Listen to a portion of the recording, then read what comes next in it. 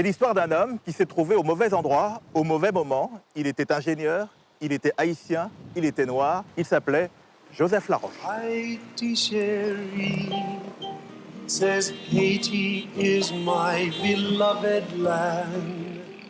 Oh, I never knew that I'd have to leave you to understand. Joseph Laroche est né en 1886, ici, au Cap-Haïtien, une ville au nord d'Haïti. Issu d'une famille bourgeoise, il est élevé par sa mère, une riche commerçante. Détail insolite, son grand-père était le bottier du roi Christophe, qui a marqué l'histoire de ce pays.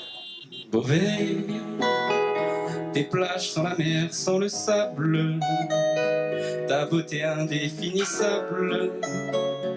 Tu m'as conquis et tu me plais. En 1901, Joseph Laroche a 15 ans. Il est envoyé en France pour finir sa scolarité. Il débarque ici, à Beauvais, à l'Institution du Saint-Esprit, un pensionnat religieux. L'école a été détruite pendant la Seconde Guerre mondiale et reconstruite à cet endroit avec le même nom. En 1908, Joseph Laroche épouse Juliette, la sœur d'un de ses amis français. Le mariage a lieu ici, à Villejuif. Joseph travaille ensuite comme ingénieur pour le métro parisien.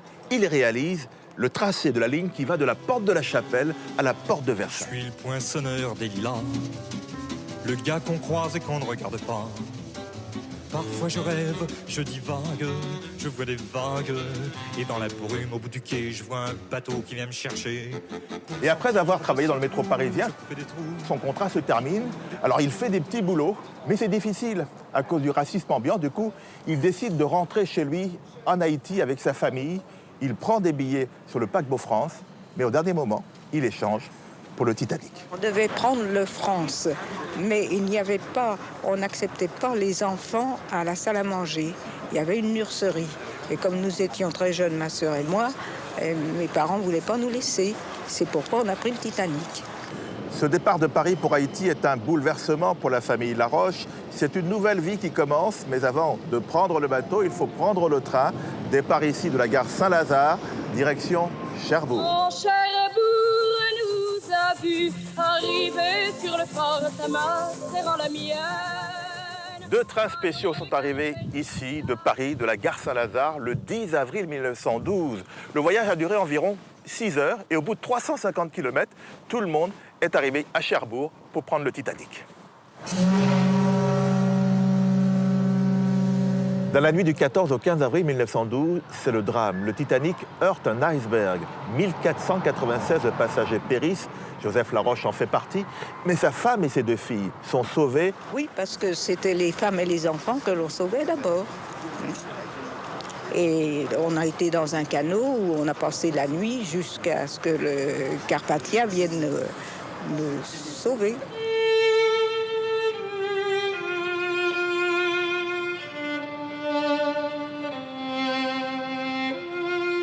Alors arrivée ici à New York, Juliette Laroche et ses 2 filles sont hospitalisées et soignées pour des gélures.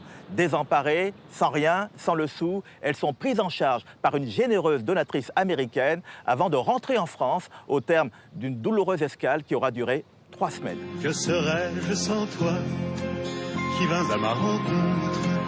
Que serais-je sans toi qu'un cœur... Juliette Laroche est enceinte au moment du naufrage. Elle revient s'installer ici, à Villejuif, avec ses 2 filles et accouche d'un garçon qu'elle prénommera Joseph en mémoire de son mari. En 1980, Juliette, qui n'a jamais refait sa vie, s'éteint à son tour.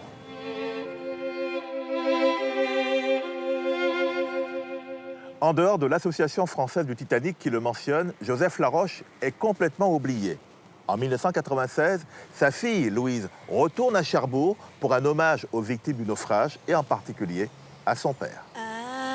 Haïti, pays soleil, Haïti, belle merveille, Haïti, où pas de feuilles, Haïti, cœur en deuil.